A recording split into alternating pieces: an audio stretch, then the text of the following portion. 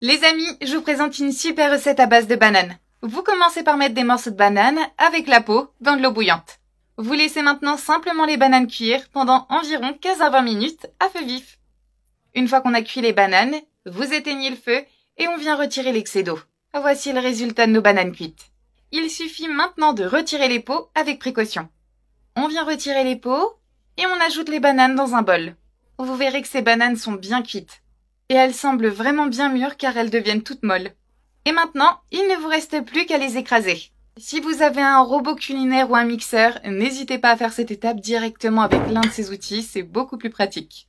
Une fois qu'on a bien écrasé les bananes, vous les retirez et on va ajouter d'autres ingrédients. Alors, d'abord, je vais quand même ajouter la banane écrasée sur un film plastique. Vous ajoutez toutes les bananes sur du film plastique ou du papier sulfurisé. Et on étale bien. On souhaite avoir une couche beaucoup plus fine pour la recette. Voilà ce qu'on recherchait. Super simple, non? Je vais couvrir toutes mes bananes avec une généreuse quantité de cacahuètes grillées et écrasées. Vous ajoutez les cacahuètes sur la banane et vous allez voir que ça se mélange parfaitement. Il suffit maintenant d'étaler toutes les cacahuètes. Voilà. Et ensuite, l'ingrédient suivant, c'est des tranches de fromage mozzarella sur les cacahuètes. Et oui, du fromage.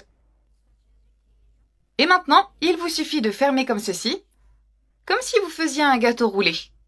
Et avant de refermer complètement la banane, on va ajouter des tranches de fromage mozzarella. Encore plus sur le dessus. Et on répète cette étape de l'autre côté. Vous couvrez le fromage avec la banane et vous pressez avec vos mains. Voilà, on presse sur les côtés. Vous refermez le plastique et on façonne la banane. Maintenant, vous ajoutez délicatement la banane sur un autre morceau de papier. On retire le plastique très soigneusement pour éviter de casser la recette. Pour ma part, je préfère envelopper d'abord la banane avec du film plastique et la transférer sur du papier sulfurisé. Je pense qu'on sera tous d'accord pour dire que c'est beaucoup plus simple à façonner avec du film plastique. Il nous suffit maintenant d'envelopper délicatement la banane avec le papier sulfurisé. Vous enveloppez toute la banane avec le papier et on va terminer la recette. Vous fermez les côtés comme ceci et on enveloppe. Et maintenant, il vous suffit de placer la recette dans un récipient plus grand. On passe à la cuisson. On va cuire tout ça à 180 degrés pendant 25 minutes. Notre recette à la banane est presque terminée. Je vais terminer cette recette avec une bonne ganache au chocolat. Si vous aimez les recettes assez sucrées, ajoutez du chocolat au lait. Sinon, du chocolat noir. Et maintenant, je mélange le chocolat avec 2 cuillères de crème. Je vais remuer et bien mélanger jusqu'à former une belle ganache assez épaisse.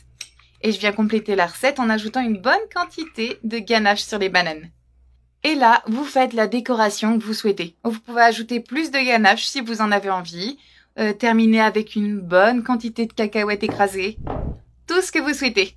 En tout cas, je suis sûre que vous allez vraiment être surpris par cette recette de bananes, chocolat, cacahuètes et fromage. C'est incroyable. Prenez-vous une généreuse portion et goûtez-y. Vous allez en tomber amoureux. Allez, bon appétit!